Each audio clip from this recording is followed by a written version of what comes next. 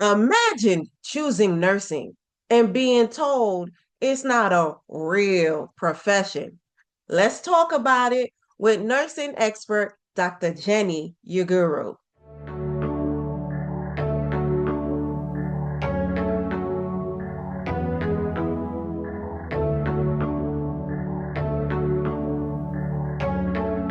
Hi, guys.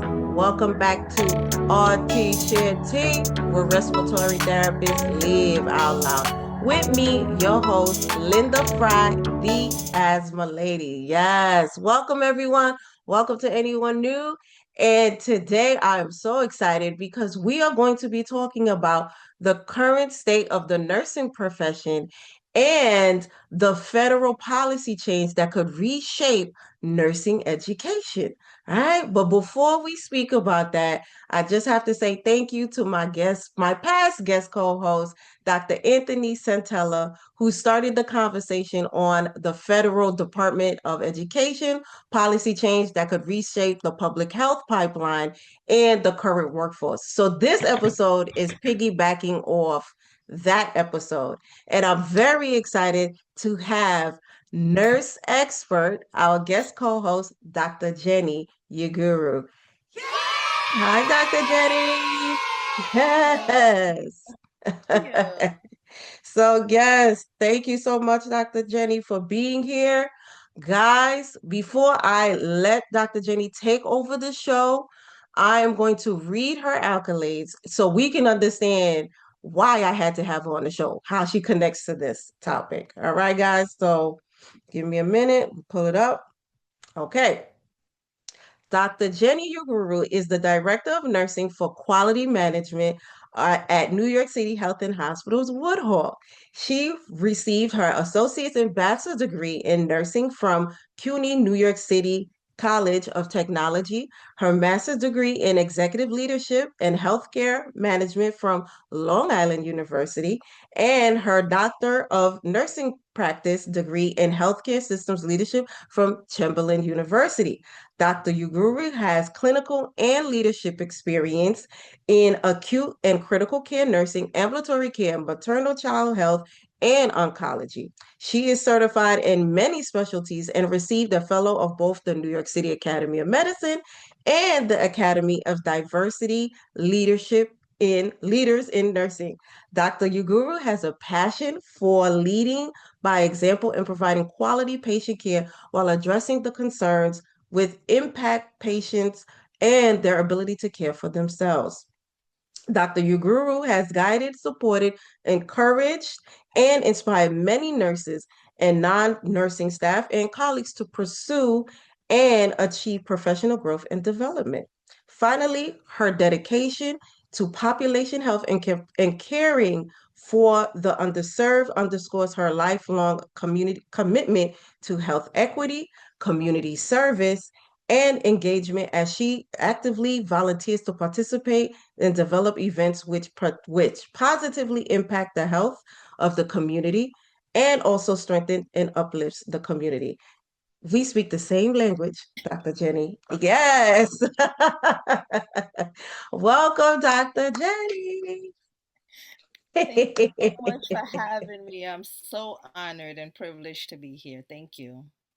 My gosh, Dr. Jenny. And guys, oh, just for some context, we used to work at the same hospital, so we know each other through that, and that's why I say we speak the same language because when I was doing all the asthma stuff in an underserved community, we work together a lot. So yes, and I'm very happy to be reconnecting. Yeah. Yes, yes. So, all right, Dr. Jenny. So we're gonna get right on it. So like I said, not too long ago, I had guest co-host Dr. Santella who was talking about the Federal Department of Education policy change. And I want to know when you heard this policy change that's coming, what were your first thoughts, especially with all the accolades and credentials, and I guess I want to say higher education is important to you. So what did you first think? So my first thoughts were troubling because I do a lot of mentorship. and I mentor Mm, a lot of nurses and non-nurses. yeah. And I know what it means to want to attain higher education. I Yes. know the cost of it personally. Yeah. And yeah. And I also know what it means to have and hold those credentials and what it says about you as a person and as a professional. So Mhm. I was very troubled when I first heard it and didn't really understand why. Why? So, as the research scientist that I am, I did my own Mhm. digging. But that was Mhm. my initial thoughts. Very troubling. Very troubling. Yeah, for me too. And I want to say, and I think because we're both in the LinkedIn space, I remember there was something about that where sometimes when you see the letters that follow behind someone's names, some folks feel like they might feel like sometimes they feel intimidated by it or they don't like it. And I think we spoke about this briefly where it's like I don't see that. I see investment. I see someone investing in their craft. That's all that is. When I heard this news, I'm like I also too was troubled by it because to me is it's important to those of us who um we want to we want to showcase like listen, this is I put a lot of time in this, it's so and I really care about this and providing value to the healthcare system. So yeah, that's I totally agree with what you saw, and especially for nursing. It's like this is yeah, child. That I you never want to play with nursing ever. Um True. But I even right. want to take it one step further because it's not only how I see myself, but it's also how others see me. And I know for a long time people have said, why? Why go back to school? Why get another credential? Mm, Why do another certification? Why? Because if I could do it, others can too. So it's not yes. just about me and the way that I want to be seen or a value that I place in myself. It's that I want others to see me and to be able to say, wow, if she could do it with all of her experiences, with everything that's happened to her in her life, then there's no reason why I can't do it also. So it's also about uplifting Absolutely. others. Absolutely. Yes. And like you said, the mentorship is everything in healthcare and being able to like just see yourself in that person. Absolutely. Totally, totally agree. So yeah, so before we talk about what's going on in the field, I want to hear, so let the listeners know, what got you into nursing and within just being the expert within everything that you do and even becoming a research scientist, how did you shift into all of those, being in all those spaces? So many, many moons ago, just kidding. So when I graduated high school, I knew I wanted to help people. That Right, was always my thing. So in high school, I actually worked in the library. So I helped like pass out books and help people find books. I also did a lot of tutoring and mentoring then also. So when I was getting ready for college, I actually wanted to become a nursing assistant because I okay, saw all these commercials on TV and I said, yes, I want to help people in this way. And I went with my mom and I dragged her out to Manhattan to a school for nursing assistants. And I was so happy and excited. Oh, it looks just like all the commercials. And I right, sat there and I'm being interviewed by this woman. And I honestly can't remember exactly what I said, but I okay, remember her looking at my mom and saying, City Tech is having an open house today, like right now. I need you to put your coat on and I need you to take your daughter there and enroll her in the nursing program. And I said, oh, "No. oh, right, like I'm right here. now. What are you talking about?" My Yeah, mom put her coat on, said, "Jenny, let's go." yeah, And we went to City Tech and she enrolled me in the nursing program. And the rest is nice. history. Yeah. So I knew that I definitely wanted to help people, but once again, I started off doing one thing, and God had other plans, and Right. those It usually is like that. out. Yes, Absolutely. totally Usually been like that. is like that. Yeah. I was supposed to be a a pharmacist and ended up in Wow. respiratory. Yeah, you see, and I mean, better match. So, yeah. Yeah, yeah, yeah. Okay, so you definitely got the call. Um, and so what we can do is go back to talking about being in school. So let's talk about school. For current or future nursing students listening, how do you think what's going on with everything you're seeing will affect them? Like especially the I think young it will. ones. Yeah, I think it will affect people significantly, especially as times are hard financially for everyone. And I know when people think about school, even me myself, thinking about going back to school, you start thinking Yes. about the The finances of it finances. all. How am I gonna do that? Finances. How am I going to be able to afford to live, to eat, to Yes. do any of the other things that I enjoy doing, Yeah. if I'm paying for school, or if I have to at some point after I graduate have to pay these exorbitant amounts of money? And honestly speaking, when I was younger and I qualified for federal aid, Mm.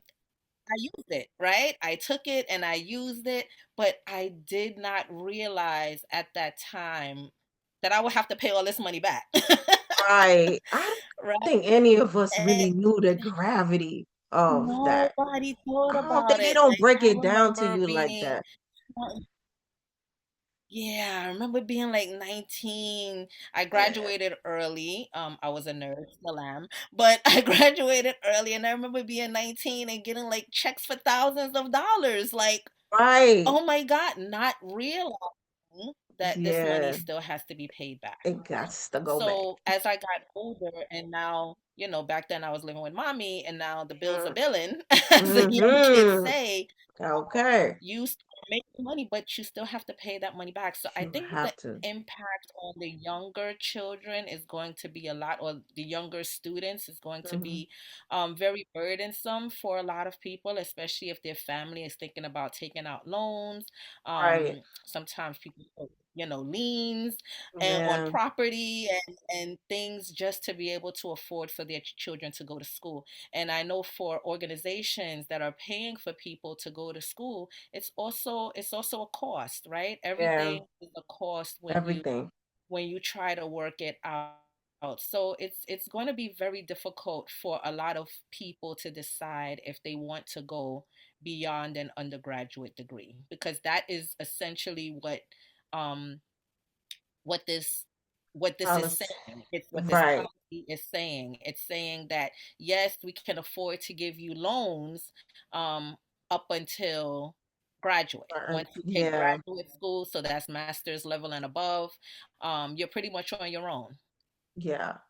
Yeah. It's and I also wanted to point out and Dr. Santella, he was trying to like explain it like that too, how they miscommunicated what exactly the policy was trying to do.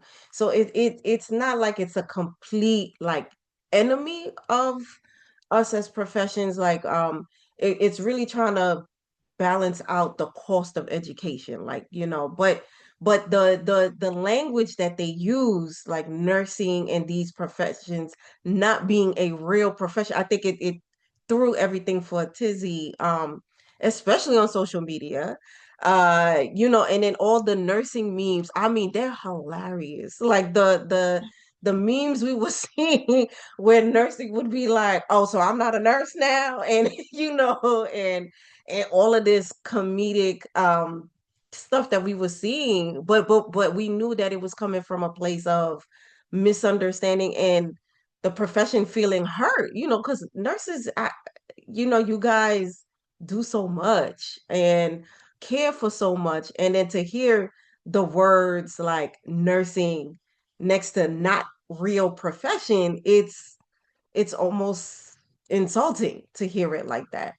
Um, And but yeah, transparency is what it is, right? We're nursing is being removed from the list of professions. So, yes,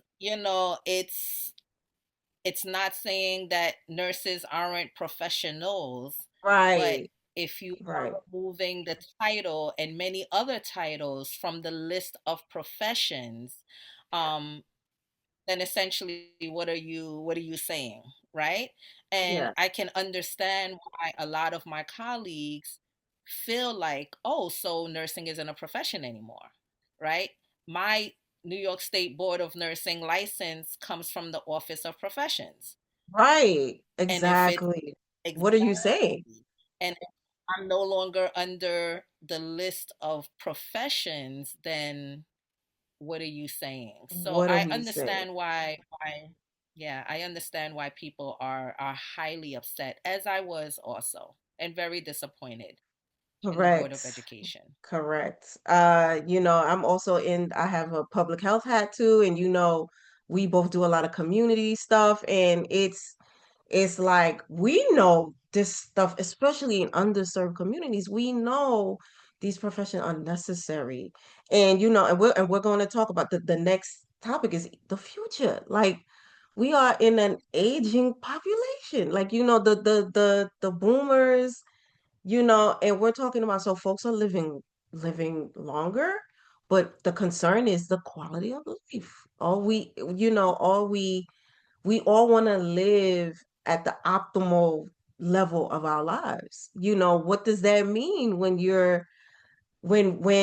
we have these professions that are, I don't want to say being attacked or anything like that, but yeah, the language that we use is very important when it comes to And when communicating you these things. And when you think of the need for research scientists and for people in the field of nursing and caring and compassion, for us to be able to do the necessary research to be able to improve life for our aging populations. We are all aging, right? Every single Yep. day we're aging. Okay. You need to have a graduate degree to be able to do research, right? So now you are limiting the amount of potential people who can really fix these systemic problems. Yeah. And Mm. that's something else to think about. And aging is definitely something that I'm really passionate about. I am a geriatric resource nurse. Okay. Um, Okay. On a yes, list of it's many part things of you do, yeah, Jenny.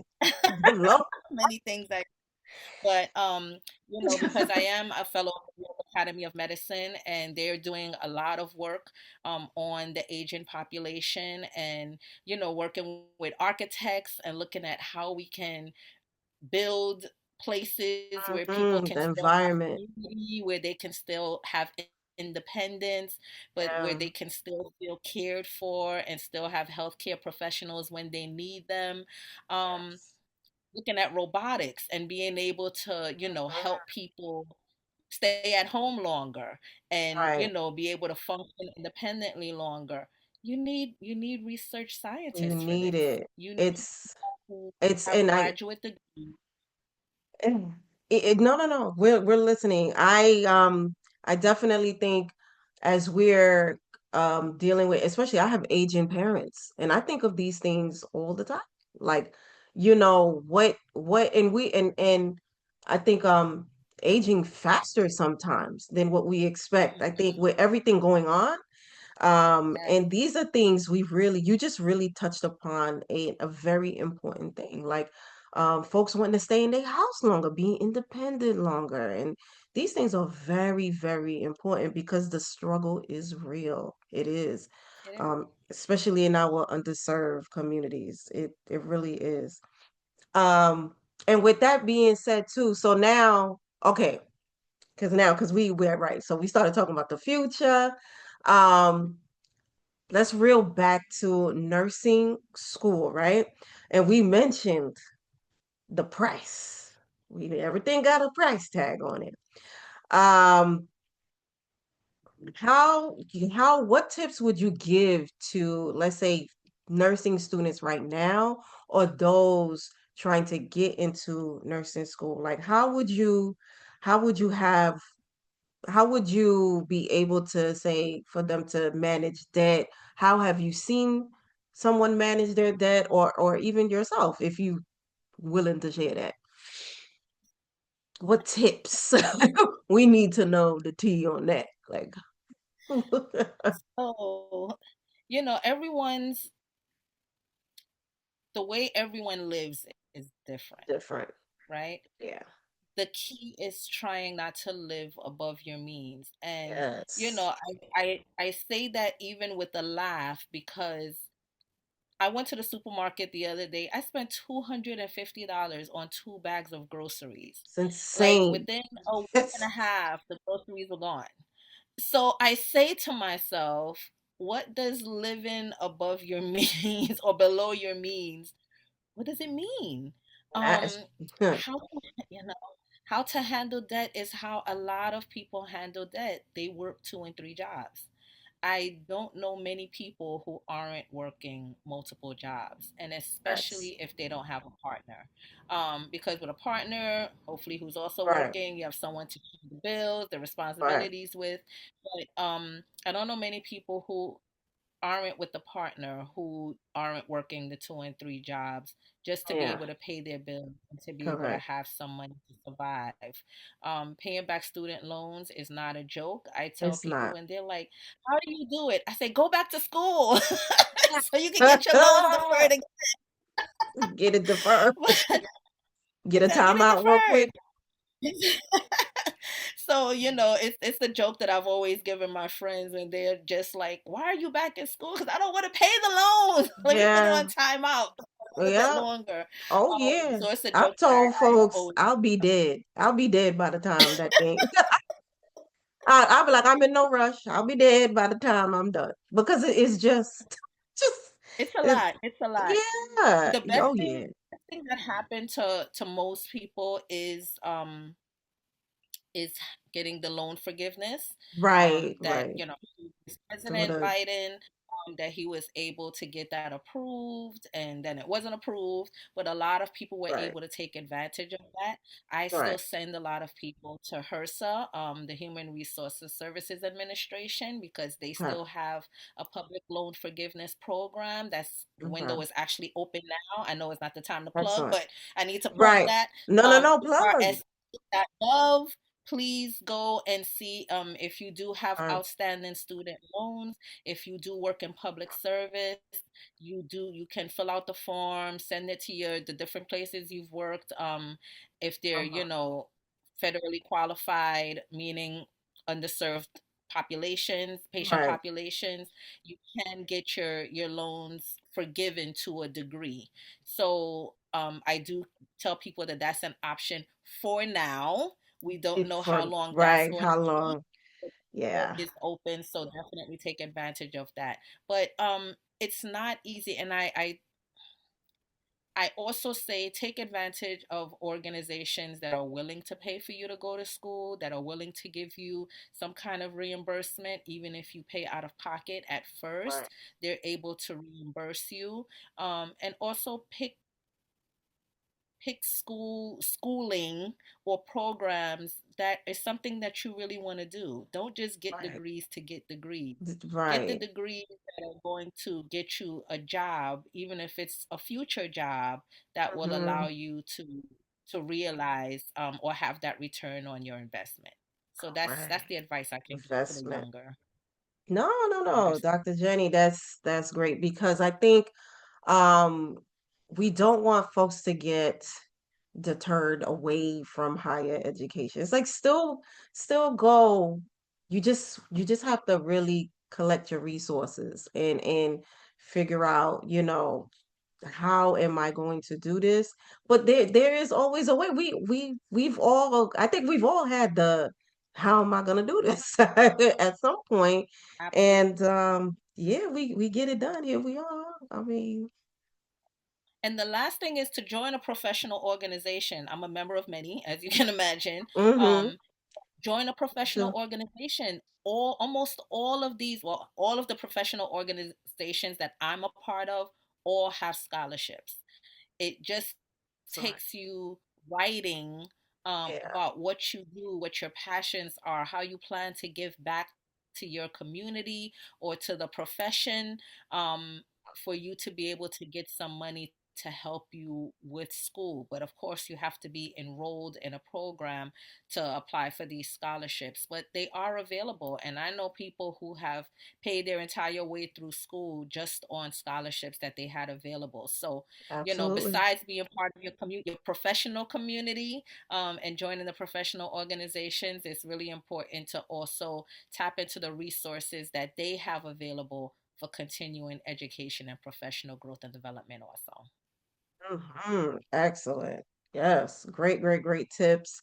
Um, and so, and we spoke about briefly about the future of I said the future of AI, the future of nursing, because I'm thinking about AI.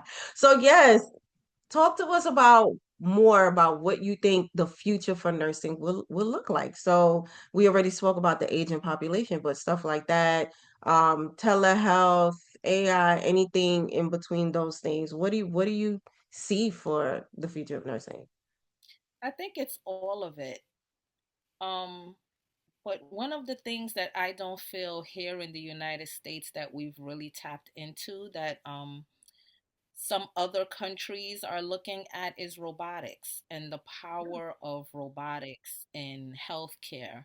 I actually did a publication where I did an op ed a few years ago in the American Nurse Journal that was Nice. titled, um, yeah, it was all about robotics, and it's like, will robots replace us, right? And it's really telling nurses that we need to get involved in AI and all of Right. this technology. Um, you can't hide from it. It is It's here. It's on here. the coming, right? When you say Siri, call Daddy, that is AI. Yeah, it's Right? a part of And our they daily say calling lives. daddy. You want daddy mobile or daddy home, right? So all of that Yeah, is AI. We can't hide from it, but I do think it's important for us to be a part of it. part of it. It's important for us to think of to talk and be a part of the diversity piece of it and make sure that these algorithms are for everybody and not Yes. just for a limited number of people. It's about Yes. making sure that our equipment reads our levels. I have darker skin. I know if you put a pulse Yes. oximetry on me, it Oh, may not yes, read the same way that it might read for my Caucasian counterparts. It's being a hmm part of the design of correct. the equipment that we use.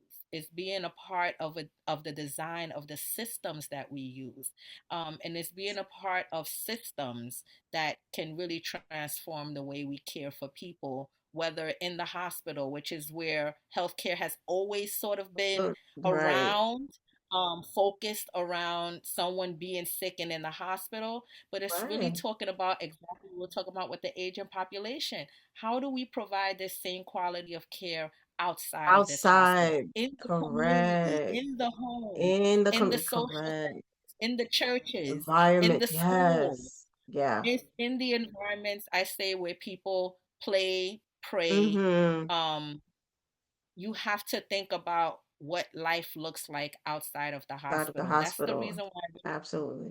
became very passionate about ambulatory care and this Mm-hmm. concept of people not having to sleep in the hospital. Right. And of course, that's how I got into community health because it's Mm-hmm. being able to reach people where they are. And you know all about that, Linda. I see You you in the you street. know. We're out here making sure that our community is informed, As that they're healthy facts. at home.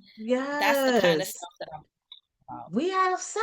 It's a fact. The influence that we have in the hospital is like, okay, but what about when you back home? What about when you outside? What about when you at church? When you at school? When you everything you're saying. That's why I say, Dr. Jenny, we speak the same language. And I'm like, We always I I have. right, I couldn't handle what was going on sometime inside the hospital. I said, The same person is coming back over and over and over again for asthma. It's mind-boggling, especially with children. It's like it's sometimes they can't help it. It's the environment.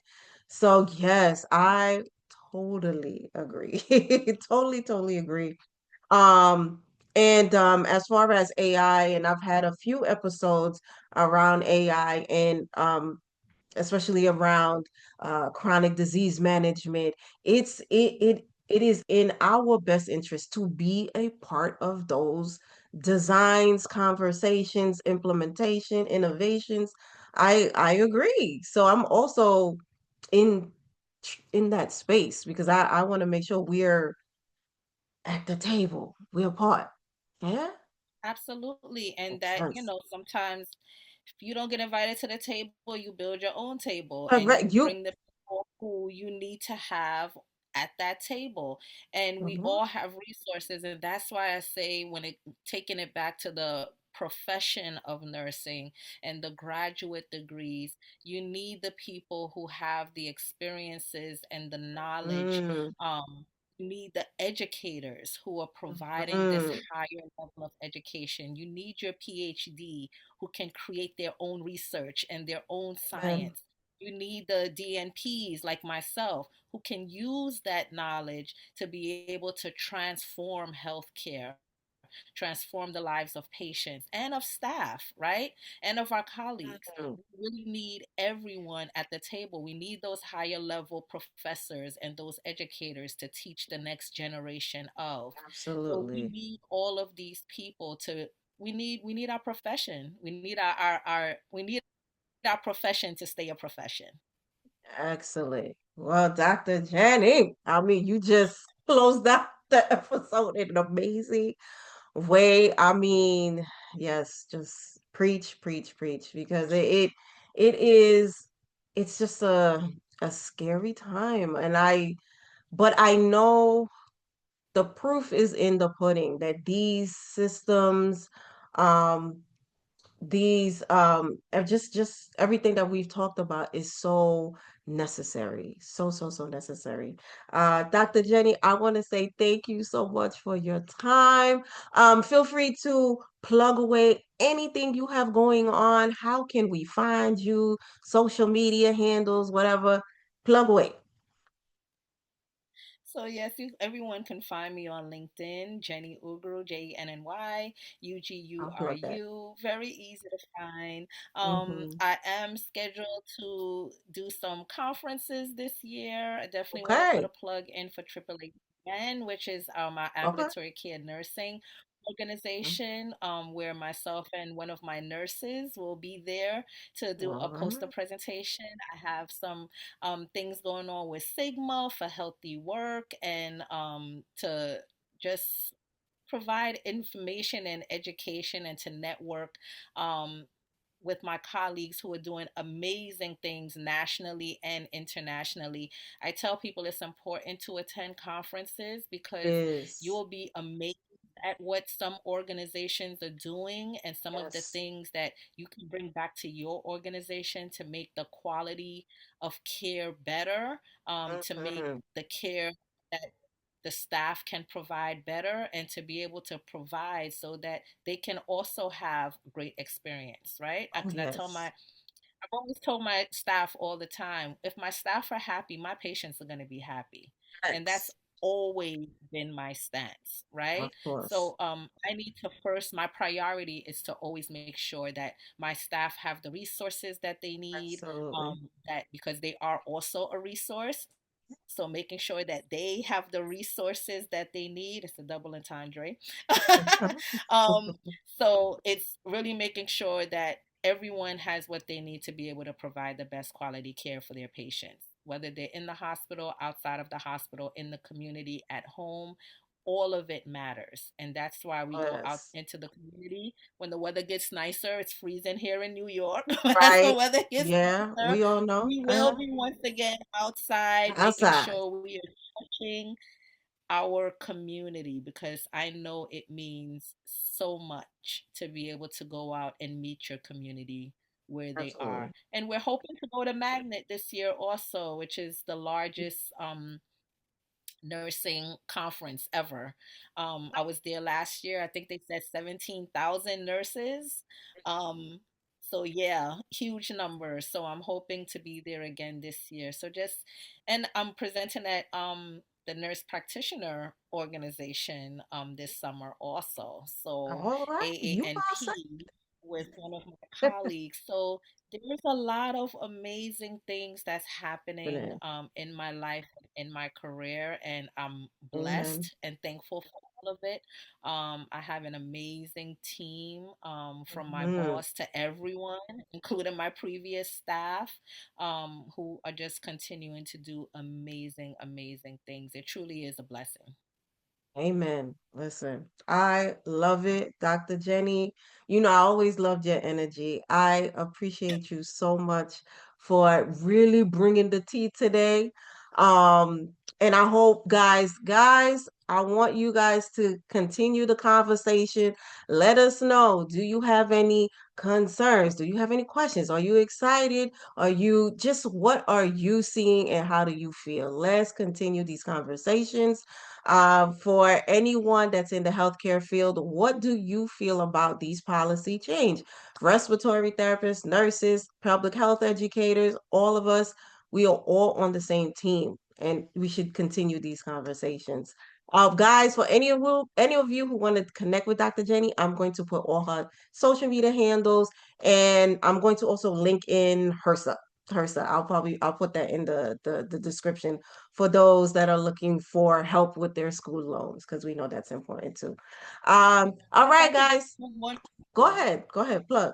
Okay, so my mentee Alanda George Banfield, she actually started a Pearl Foundation, which is all about make health your wealth, Okay, and I will be doing a presentation for the first time on the 20th of this month, which is all about heart health and okay. managing your hypertension and diabetes with a strong impact on self-care. I really want to Hmm. focus on self-care and how to take care of yourself so that you don't get a chronic disease. And if you Right. do, just because we know that stress is such a huge component Oh yeah. of yeah, of any kind of chronic disease. So we want to help people manage that. So please, I'm gonna also share it with the Asthma Lady so that Yeah, she sure. can I'll put also it in the cover. description. Thank you Absolutely. also. Absolutely.